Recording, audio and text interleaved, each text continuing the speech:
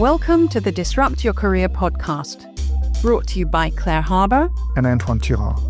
We're passionate about helping everyone find fulfillment in their work life.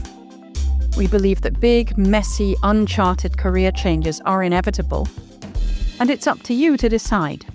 Will you take control and disrupt, or allow yourself to be disrupted? We wrote the book about it, and now we share here our conversations with other thinkers in this crucial area. Settle down and get ready to listen to this dose of wisdom.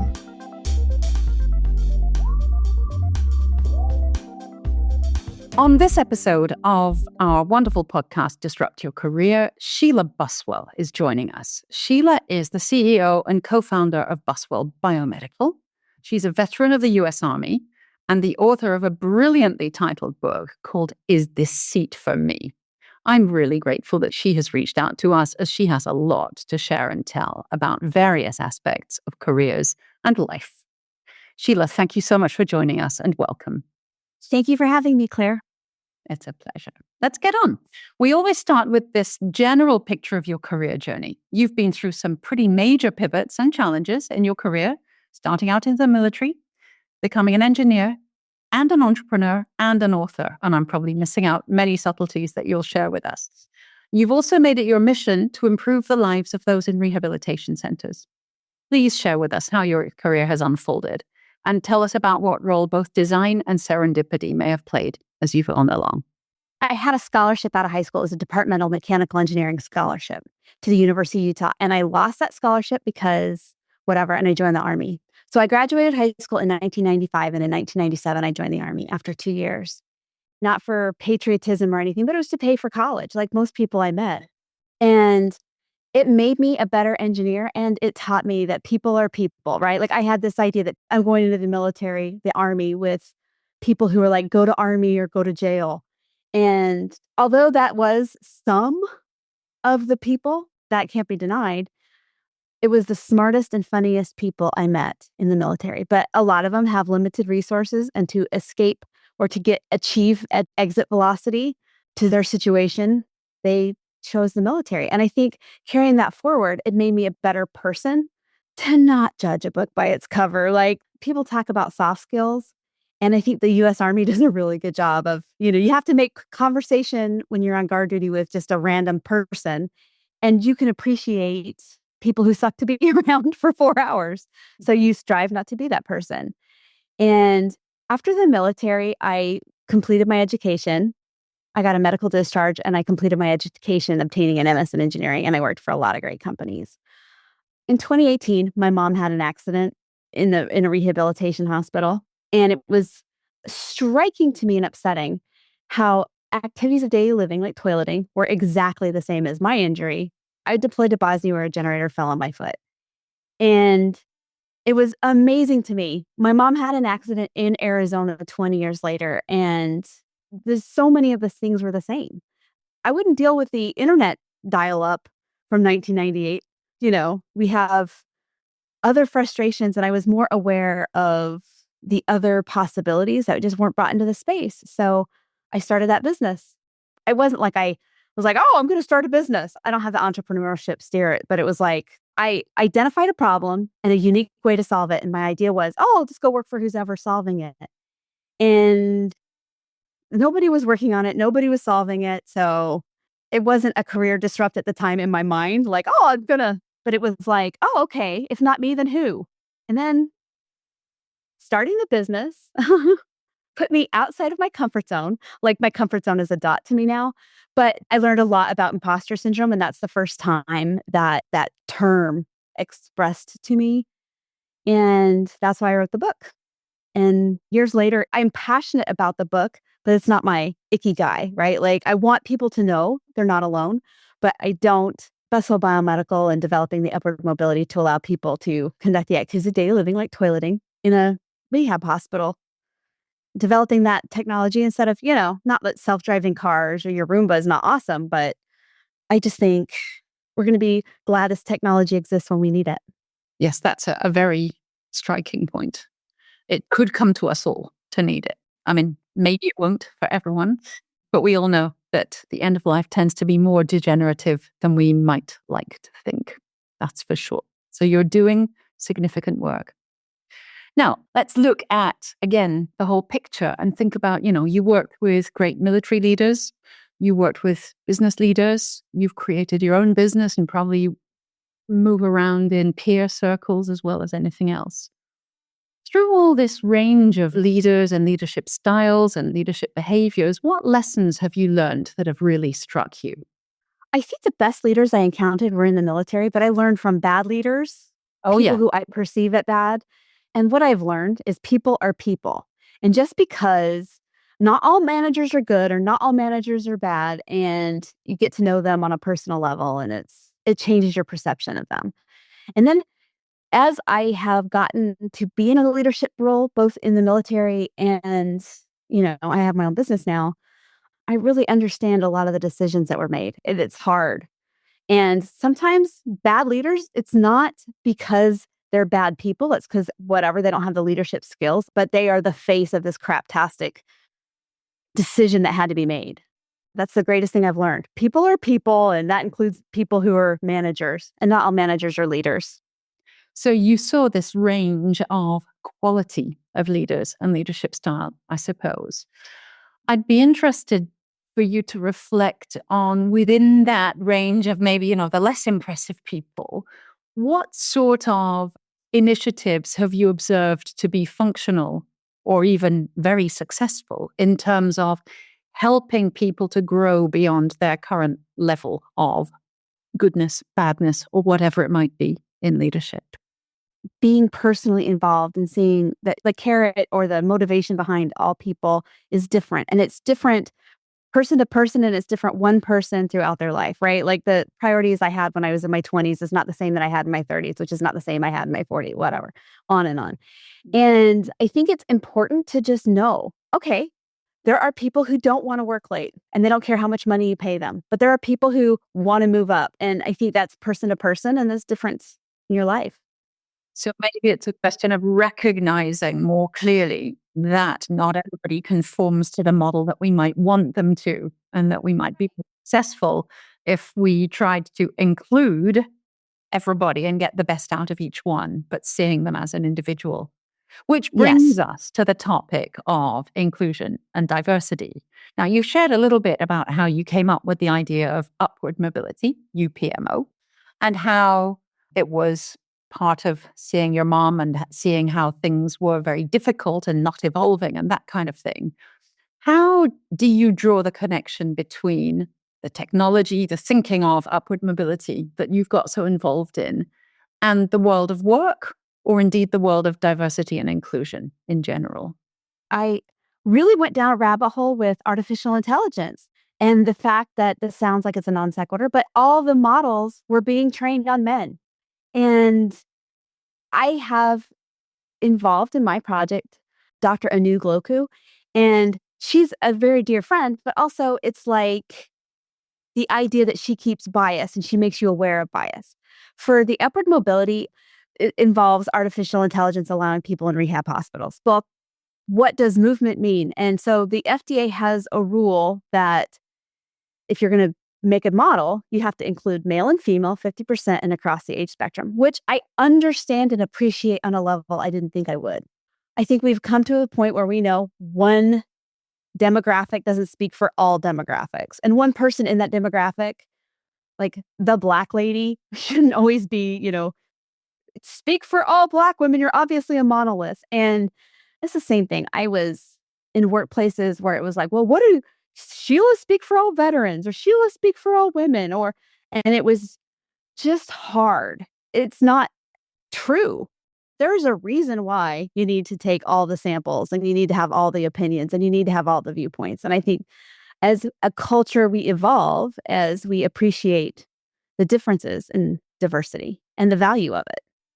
And of course, it's that at least decade-old problem of AI apps and coding being done by young white males who've studied engineering. So if they can't see the bias that they're already baking into everything they're doing, then you get another degree and layer of problem on top of it all. Little things drive me insane. All of my electronic devices that you have voice recognition, if I speak, I'm more likely to be ignored. But if I speak in a lower register and like it's all of a sudden, and then these assistants historically have been, I think there's one or two, but most of them are female voices. And that little thing provides a huge bias, I think, because you just make this assumption like, oh, you're going to be my servant because you have a female voice. Interesting. Let's talk about your book. I love the title. Is This Seat for Me? It is loaded with so much emotion, expectation, anger, probably at some point. Share with us in more detail, if you would, what your motivation was to write it. Tell us about the need you're trying to address with the book. And if it's relevant, take us through the process that you used for writing it, amongst all the other things that you've been doing. The reason I wrote about imposter syndrome is I just don't think we talk about it. There's stories in that book that people contributed, but it was like, Peter Smith has a great story, but he was just the guy who had the yoga mat next to me for years.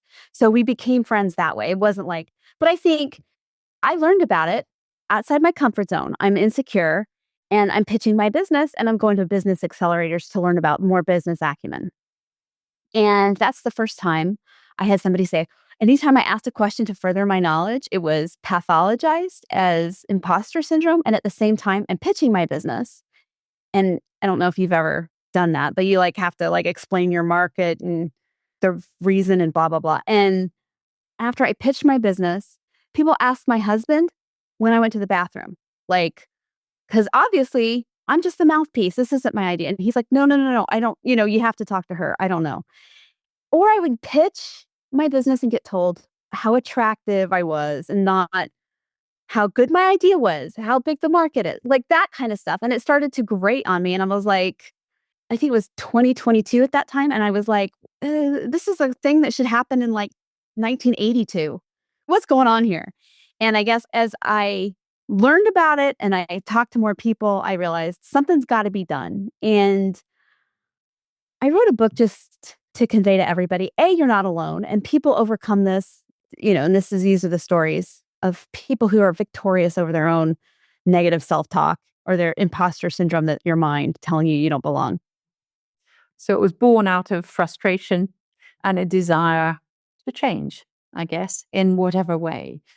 You recount many stories in the book, which are mostly stories about people who've struggled with their own version of self-doubt and found ways to overcome it, whether they called it imposter syndrome or not. I, like you, struggled with whether it should really be pathologized or even named, but it's there as a useful term.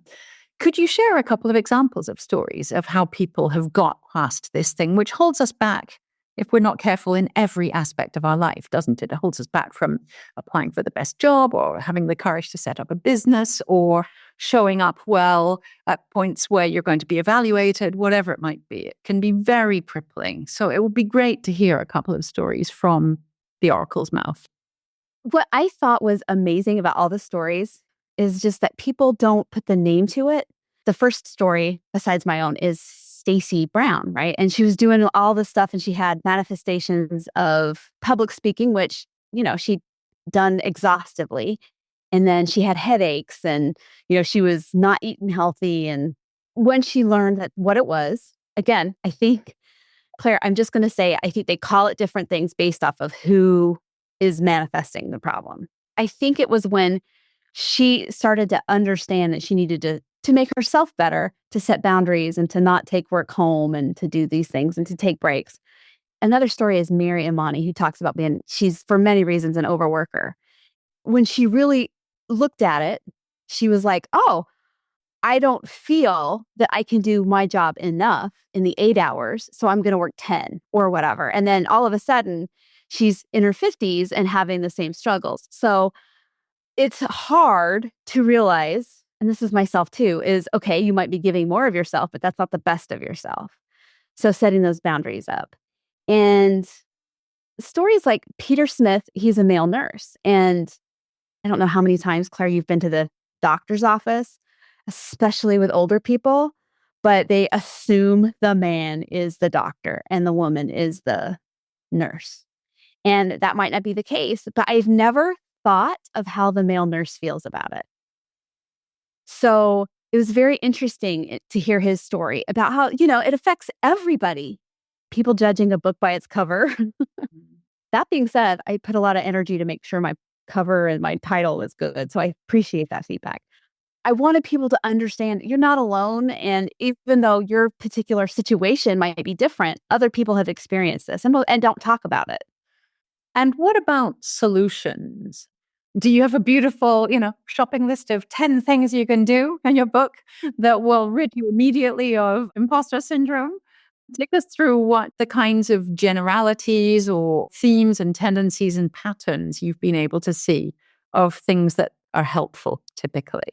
So in the book, there's 5 personal solutions and 2 cultural ones. And so my favorite, not my favorite, but my heavy hitter, I think that I look back on my life is the remember your past achievements, because you need to remember how you build on stuff.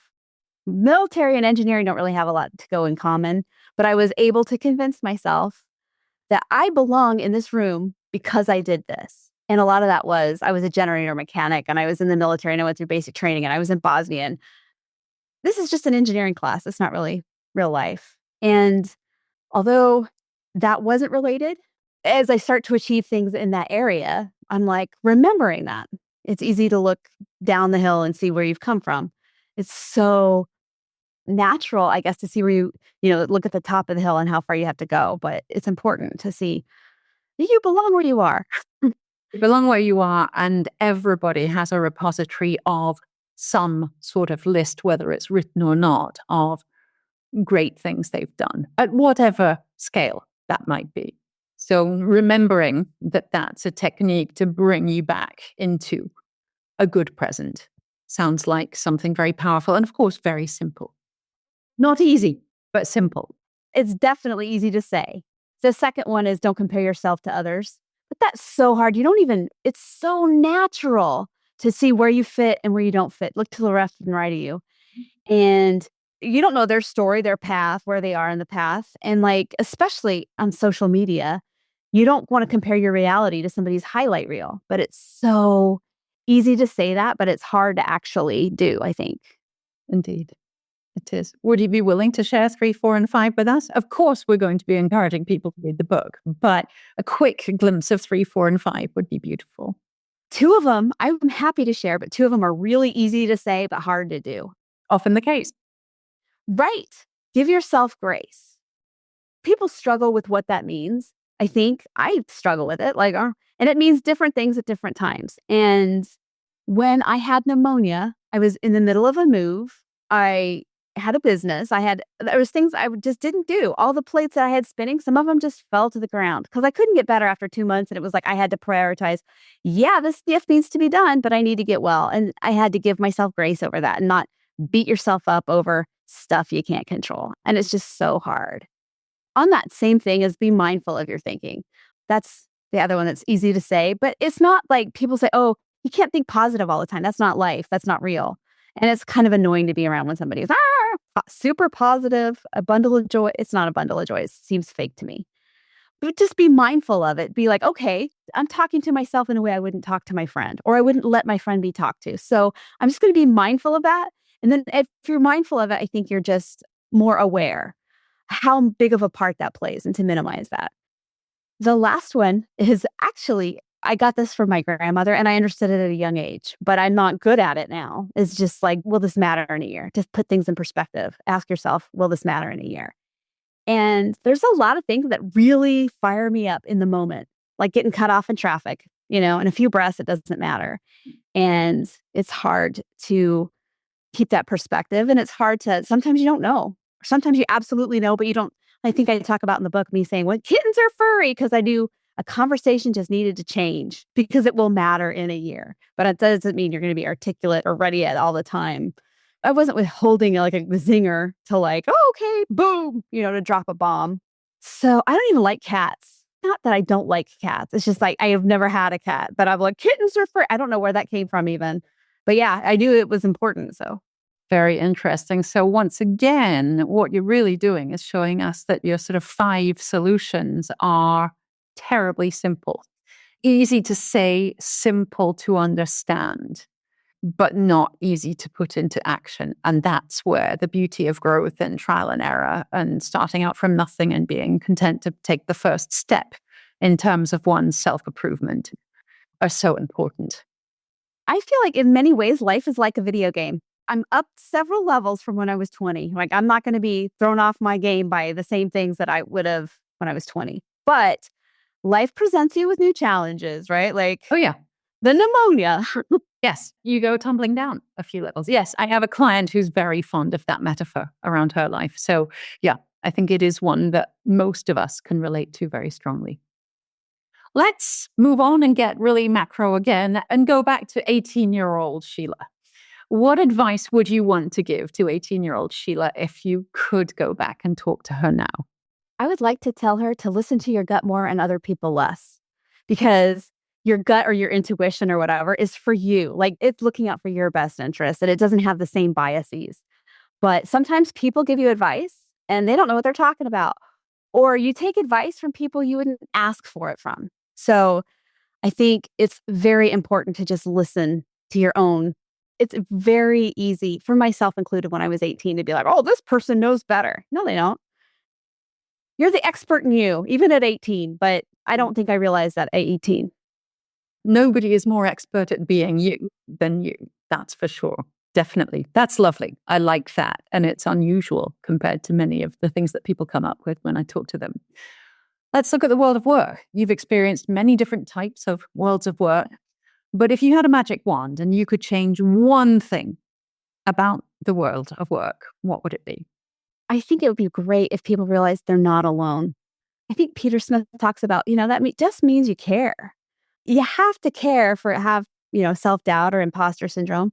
And yeah, that's great. That's actually a good thing. It's just being able to reframe it and to know, again, you're not alone. Everybody feels this way. So The beauty of companionship and collectivity and knowing that whatever you're suffering, or for that matter, whatever you're being joyful about right now, there are others out there for whom that will resonate and with whom an exchange can be healthy and positive and interesting, not to mention good for anybody. I like that because it's applicable at any level of an organization, at any level of any ecosystem, really. And it's linked to don't be afraid to reach out and don't be afraid to ask for help, which are things that we tend to be very bad at, very bad in. talking about things are easy to say, but hard to do. That's incredibly hard to do. Like, asking for help and being vulnerable is just a diabolical combination. But when you conquer it, it's not like you conquer it that day, but not forever, right? So it's a challenge that you continually have. Indeed. Well, we're coming to the end of our time. I'd love for you to share what you've got on your plate and what's coming up for you in the rest of this year or next year. I'm assuming that quite a lot is going to be about making sure the book gets sold and read and all that kind of thing. But what else? We have a prototype of the upward mobility that we're optimizing right now, which is amazingly rewarding and frustrating in equal turns. And I have an engineering book that was very nicely given to me by Don O'Brien. Not given to me, but lent to me. But it's like hard to open the book. I'm like, oh, engineering textbooks. I'm preparing myself mentally to be confused. But then I opened it and I was like, oh, that master's in engineering wasn't wasted because I understand this. I know more about PLCs than is in this book. But it was so hard to do, to take that first step and crack the book. But optimizing the prototype is kind of my ikigai. Not kind of, it is. The upward mobility solves a problem that I saw myself having and my mom having. So I want to focus my energy on that. The imposter syndrome, I think I just want people to know, I do my part to let people know they're not alone. I'm talking about that. That's actually sharpened my sword. Talking about the business is talking about the book. Thank you for the work you do. It's been an absolute pleasure having you on and hearing your really rather unique view on life and the world and the way we can include more and get less bias. And I'm very grateful to you for having spent the time, Sheila. Thank you. Thank you, Claire. I appreciate that. I just want to mention before we go, you like the name of the book. I have the website istheseatforme.com. If anybody goes to that website, you can get a free chapter of the audiobook or ebook, and let's exchange an email conversation.